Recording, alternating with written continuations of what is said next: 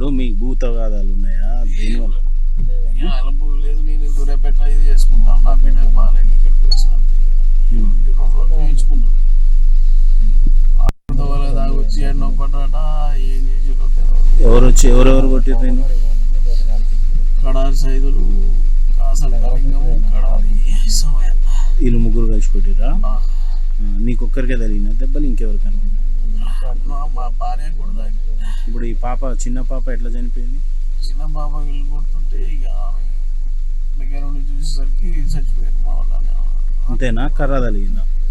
ఇక తాకిందో నేను అడ్డం పడ్డా, తాకింది తెలియదు, ఎట్లా అనేది నాకు తెలియదు. మళ్ళీ చనిపోయింది అని చెప్పిన తర్వాత నేను నడవలేని లేకుండా పోయి చూస్తే చనిపోయింది. ఈ పాప నీకు ఏమవుతుంది? బిడ్డ, చిన్న బిడ్డ. నీకు ఎంతమంది పిల్లలు నీకు? ఇద్దరు బిడ్డ. ఒక పాప బాబా, ఇద్దరు బిడ్డ. ఈమె చిన్న పాప. చిన్న పాప. ఇంతకుముందు ఈమె అనారోగ్యంగా ఉండేనా, మంచి హెల్దీగానే ఉండేనా?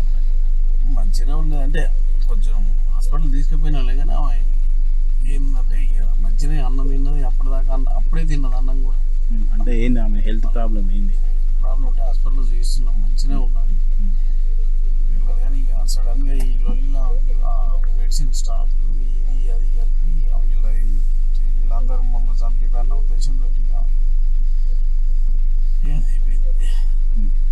అనుకుంటున్నా. మరి కర్ర గిట్ట ఏమైనా తాకిందో, మరి రాడ్ గిట్ట తాకిందో కూడా తెలియదు. నీకు అన్కాన్షియస్లో ఉన్నావు కాబట్టి నీకు అర్థం కావాలి. నేను అడ్డం పడిపోయాను కదా, తెలియదు. వాళ్ళ నిందితులు ఉన్నారా ఇప్పుడు? దొరికిరా పోలీసు వాళ్ళకు? ఏమో మీరు పిటిషన్ ఇచ్చిరా? పిటిషన్ అయితే ఇచ్చిన. సో సూర్యాపేట జిల్లా నాగారం మండలం డి కొత్తపల్లిలో జరిగింది ఈ ఘటన. ఒక కుటుంబంపై, సోమయ్య దంపతులపై విచక్షణరహితంగా పాత కక్షలు దృష్టిలో పెట్టుకొని శత్రుత్వం పెంచుకొని వారిపై దాడి చేసేందుకు వచ్చారు కొంతమంది వ్యక్తులు. సో కాసం లింగయ్య, కడారి సోమయ్య, కడారి సైదులు, నాగయ్య అందరూ కూడా వచ్చారు. సోమయ్య దంపతులపై దాడి చేస్తున్న సమయంలో తన చిన్న కుమార్తె పావని, 14 సంబంధించినటువంటి కుమార్తె అక్కడే ఉంది స్పాట్లో. వారి తల్లిదండ్రులపై దాడి చేస్తుంటే వద్దని నిలువరించడంతో పాటుగా కాళ్ళ ఎలా పడింది, వారిని కొట్టొద్దంటూ కూడా దండం పెట్టింది, కాళ్ళపై పడిపోయింది. కానీ వారెవరు కూడా వినలేరు. దీంతో కన్నీరు మున్నీరుగా విలపించింది, గుండె పగిలేలా ఏడ్చి అక్కడెక్కడే కుప్పకూలిపోయి చనిపోయింది. దీనికి సంబంధించి రమేష్ జనోత్తర్ మనతో పాటుగా మరింత సమాచారం ఇవ్వడానికి. రమేష్, అసలు ఏం జరిగింది?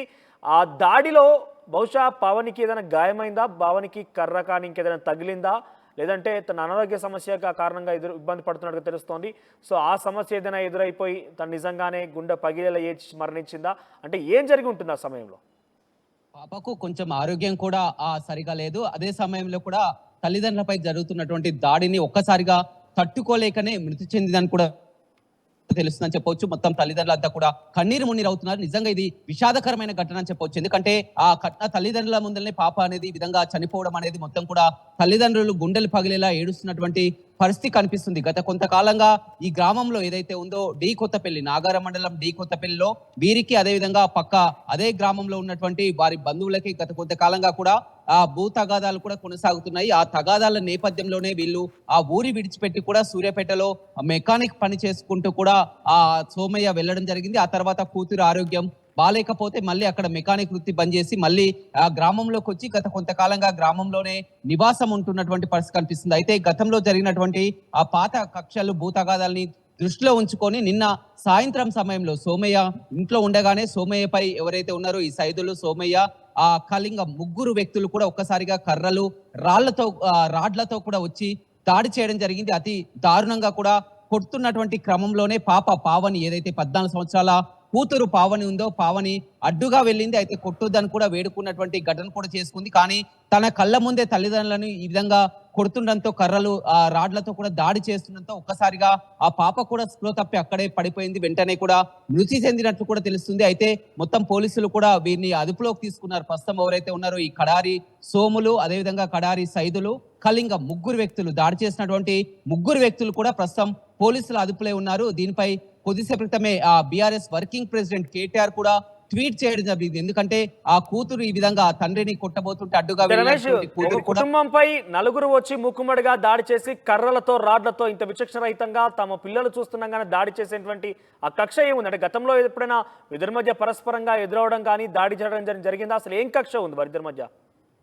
గతంలో ఆ భూములు ఏదైతే ఇద్దరు ఉన్నారో వాళ్ళంతా కూడా ఆ పక్క భూములు ఉన్నటువంటి అది చాలా చిన్న సమస్య అని చెప్పవచ్చు. ఆ సమస్య కూడా తీరింది. గతంలోనే ఆ పంచాయతీ కూడా పెద్దల సమక్షంలో కుదుర్చుకున్నారు. అంతా కూడా అప్పటి నుంచి కూడా గొడవలు లేవు. కానీ ఒక్కసారిగా ఆ ఇంట్లో ఉండే సమయంలో పాత గొడవలు వేరైతే వీరు దాడి చేసిన వారు ఉన్నారో వారు పూర్తిగా మద్యం మత్తులో ఉన్నట్లు కూడా తెలుస్తుంది. వారంతా కూడా మద్యం సేవించి గతంలో జరిగినటువంటి గొడవల్ని దృష్టిలో పెట్టుకొని సోమయ్య ఇంట్లో ఉండగా ఈ విధంగా ఒక్కసారిగా రాడ్లతో అదే విధంగా కర్రలతో వచ్చి కూడా దాడి చేయడం జరిగింది. పెద్ద ఎలాంటి వీరి ఇద్దరి మధ్య కూడా గతంలో పెద్ద కక్షలు కాదు, చిన్నపాటి తగాదాలే, భూ సమస్యలే, గెట్టు పంచాయతీలే ఉన్నాయి. అవి కూడా పెద్ద మనుషుల సమక్షంలో కూడా గతంలో సర్ది చెప్పడం జరిగింది. ఎలాంటి పెద్ద కేసులు కూడా లేవు. కానీ కేవలం ఇది మద్యం మత్తులో వారంతా కూడా మద్యం సేవించి గతంలో జరిగినటువంటి దృష్టిలో పెంచుకొని ఒక్కసారిగా ఆ ఇంటికి వెళ్లి దాడి చేయబోయడం జరిగింది. ఏదేమైనప్పటికీ కూడా తల్లిదండ్రులపై దాడి చేయడం ఓకే అయితే కూడా తల్లిదండ్రులపై దాడిని తట్టుకోలేక తండ్రిని తన కళ్ళ ముందనే కర్రలతో కూడా దాడి చేస్తుండగా కూడా తట్టుకోలేక కూడా కూతురు మృతి చెందడం అనేది ప్రతి ఒక్కరిని కూడా కలిచి వేస్తుందని చెప్పవచ్చు. గ్రామంలో కూడా పెద్ద ఎలాంటి గొడవలు జరగకుండా కూడా ఇప్పుడు పోలీస్ పికెటింగ్ కూడా ఏర్పాటు చేయడం జరిగింది. నిందితుల ఇంట్ల వద్ద కూడా భారీ భద్రతను ఏర్పాటు చేశారు. ముగ్గురు నిందితులు ఏదైతే ఉన్నారో కడారి సోమయ్య కానీ, కడారి సైదులు, కళింగం, ఈ ముగ్గురు వ్యక్తులనే కొట్టినట్లు కూడా అక్కడ ప్రత్యక్ష సాక్షులు కూడా చెప్పడం జరిగింది. ఆ ముగ్గురు వ్యక్తులు కూడా ప్రస్తుతం కేసు నమోదు చేసుకొని పోలీసుల అదుపులోనే ఉండడం జరిగింది. ఏదేమైనప్పటికీ కూడా అయితే వారు చెప్తున్నటువంటి ప్రకారం గత కొంతకాలంగా ఆ కూతురు ఆరోగ్యం బాలేదని చెప్తున్నప్పటికీ కూడా కూతురు ఆరోగ్యం బాలేకున్నప్పటికీ కూడా కూతురు మాత్రం చనిపోయింది మాత్రం తన కళ్ళెదుటే ఆ తల్లిదండ్రులపై ఈ విధంగా దాడి జరగడాన్ని చూసి తట్టుకోలేకనే కూతురు మృతి చెందని కూడా ఆ బంధువులు ఆ తండ్రి కూడా చెప్తున్నటువంటి పరిస్థితి మనకు తెలుస్తుంది. మనోజ్, రమేష్, అంటే అక్కడ దాడిలో ఆ పాపపై ఏదైనా గాయమైందా? ఆ గాయాలు ఏమైనా ఉన్నాయా? ఎందుకంటే కర్రలతో విచక్షణరహితంగా దాడి చేస్తున్న టైంలో తమ తల్లిదండ్రులని కొట్టొద్దన్నట్టుగా ఆ కూతురు అంటే పావని అక్కడ కన్నీరు ముందుగా విలపించింది.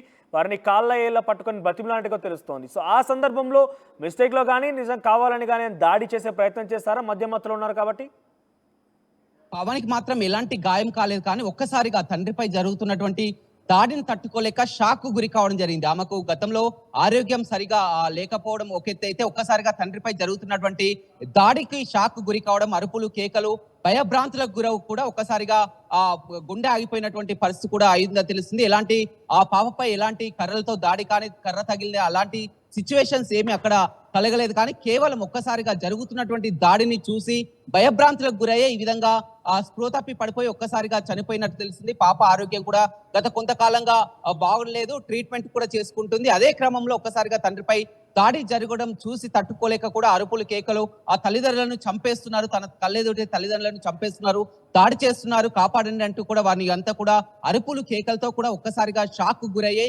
పాప చనిపోయినట్లు తెలుస్తుంది. మనోజ్, రైట్. ప్రస్తుతం పోలీసులు ఏ రకంగా విచారణ చేపడుతున్నారు?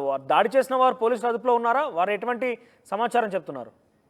పోలీసులు మాత్రం ఆ సంఘటన స్థలం నుంచి వీరు అక్కడే ఎప్పుడైతే దాడి చేసి ఆ పాప ఎమ్మటే అక్కడ స్పృహ తప్పి పడిపోవడం, వీళ్ళని కొట్టిపోయినట్టే ఊరు దాటి పారిపోయారు. ముగ్గురు వ్యక్తులు ఏదైతే ఉన్నారో సైదులు, సోమయ్య, కళింగం, ముగ్గురు వ్యక్తులు కూడా దాడి చేసి పారిపోతున్నటువంటి క్రమంలోనే కూడా పోలీసులకు సమాచారం అందించడంతో పోలీసులు కూడా వారిని పట్టుకోవడం జరిగింది. వారిపై కేసు నమోదు చేసుకొని ముగ్గురు కూడా ప్రస్తుతం పోలీసుల అదుపులోనే ఉండడం జరిగింది. వారిపై కఠిన చర్యలు తీసుకోవాలని అంతా కూడా కోరుతున్నారు. అయితే ఇప్పుడు మాత్రం ఇంకా తల్లిదండ్రులు మాత్రం ఆ దెబ్బలు ఒక ఎత్తు అయితే తన కళ్ళ ముందే కూతురు చనిపోవడం అనేది ఒక్కసారిగా వారు తట్టుకోలేకపోతున్నారు.